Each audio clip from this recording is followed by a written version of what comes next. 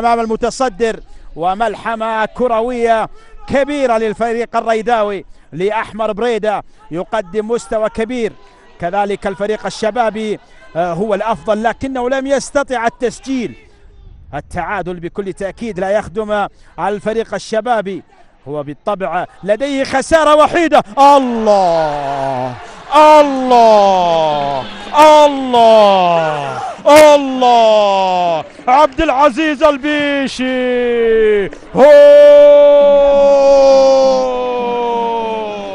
الليث يحضر في هذه الأثناء، وهدف جميل من عبد العزيز البيشي لاعب المنتخب السعودي الأولمبي، يسجل هدف جميل وأطلق رصاصة الرحمة في هذه الأثناء. هدف جميل ورائع، كرة يسارية، كرة جميلة، كرة ولا أروع أمام أنظار هذا المتألق أحمد المشوح الحارس الريداوي، لكن عبد العزيز البيشي هنا الاستقبال الرائع وتخليص الكرة من وليد الشنقيطي.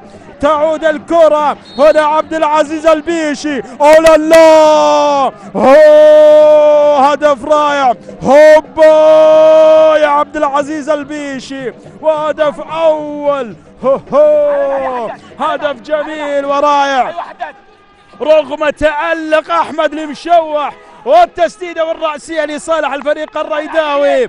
كرة خطيرة خطيرة، يا عبد العزيز البيشي، أطرب الجمهور الفريق الشبابي.